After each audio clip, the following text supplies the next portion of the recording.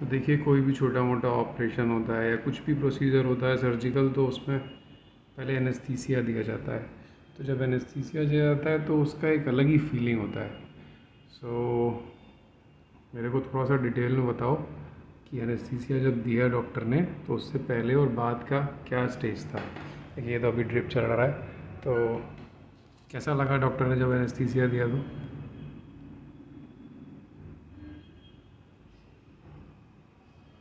जब उन्होंने इंजेक्शन लगाया तब तो नॉर्मल होश होगा, उसके बाद? उसके बाद सब कुछ 360 डिग्री घूम गया।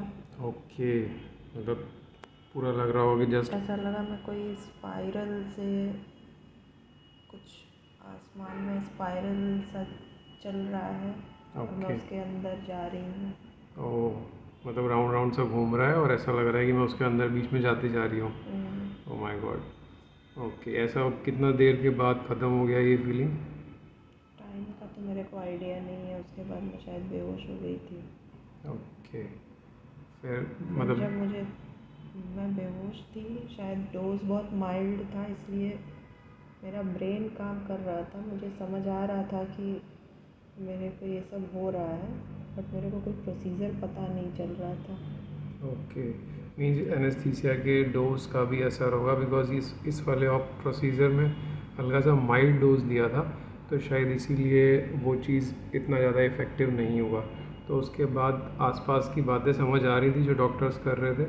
नहीं, पहले नहीं समझ आ रही थी। मेरे को बहुत लाइट सा फील हो रहा था। मैं ओके। अपनी बॉडी भी फील नहीं कर पा रही थी। ओके। मुझे समझ भी नहीं आ रहा था कि मैं बेड पे हूँ या किस जगह पे हूँ। ओह। फिर थोड़ी देर बाद जब उसका असर कम होना शुरू हुआ, फिर मुझे धीरे धीरे चीज़ें फील होने लगी। ओके। बट मेरा ब्रेन एक्टिव हो गया कम्प्लीटली, लेकिन मैं कुछ बोल नहीं पा रही थी। मैं अपने हाथ पैर मूव नहीं कर पा रही थी। मैं कुछ, मतलब उस टाइम भी बस जैसे स्टार्टिंग में हुआ वैसे ही उस टाइम भी हो रहा था।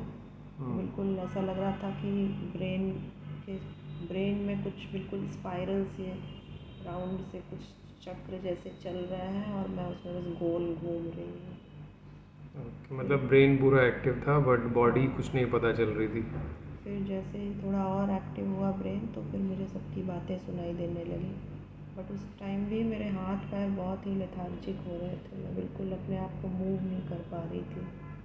मैं सब सुनने समझने लग गई। मेरे सुनने समझने के सेंसेस वापस आ गए थे, बट हाथ पैर नहीं मूव कर पा रही थी और आँख नहीं खोल पा रही थी। तो ऐसे कंडीशन में डॉक्टर ने कुछ बोला कि क्या मतलब कैसा करना है कुछ आपको? नहीं, डॉक्टर मुझसे पूछ रहे थे मेरा नाम लेके, मुझे हिला के, बट मैं बोल नहीं पा रही थी। मैं थोड़ा बहुत इंडिकेट मुंह से कर पा रही थी, हाँ कर पा रही थी, बट मैं बोल नहीं पा रही थी। ओके, वो जस्ट कंफर्म कर रहे होंगे कि एनेस्थीसिया का असर किस लेवल का है। हाँ। ओके। फिर उसके बाद और जब अभी उसके बाद अभी होश में जब आए तब कैसा लग रहा था जब ट्रांसफ़र किया ओटी रूम से? बस थोड़ा डिज़ी फील हो रहा था। जब शिफ्ट कर रहे थे तो ज़रा भी स्ट्रेचर मूव कर रहा था तो मुझे बहुत डिज़ी फील हो रहा था। उसके बाद वॉमिट्स अभी फील होता है ना? हाँ, थोड़ा सा वॉमिट सो सा, अगर आपको नाउसिया फील हो एनेस्थीसिया रहा दिया था। है तो उसके बाद थोड़ा वॉमिट सा फील होगा, तो आप तुरंत अपने डॉक्टर को बताएं और वो लोग फिर उसके अकॉर्डिंगली आपको इंजेक्ट करेंगे मेडिकेशन, जिससे कि वॉमिटिंग ना आए, बिकॉज एनेस्थीसिया में थोड़ा सा वॉमिटिंग आने का चांस रहता है।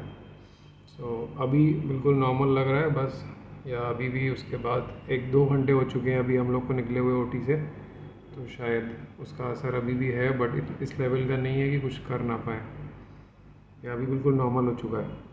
नहीं, बीच में थोड़ा सा डिज़ी हो रहा है, अदरवाइज़ नॉर्मल है। तो चलिए, आपने जस्ट हम लोग अभी ओटी से निकले हैं, अब देखिए एनेस्थीसिया का असर नॉर्मल हो गया है।